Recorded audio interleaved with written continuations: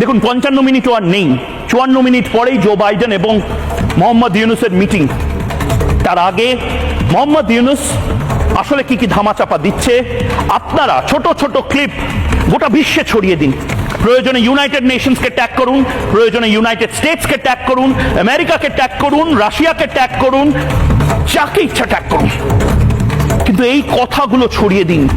মোহাম্মদ ইউনুস ভালো ভালো গুটি গুটি গুড বয় হয়ে আসলে গিয়ে কি কি জিনিস বলবে না, yes sir no sir, yes sir no sir, yes sir no sir. আরে বাংলাদেশের মানুষ কেন কারোর গোলাম হবে?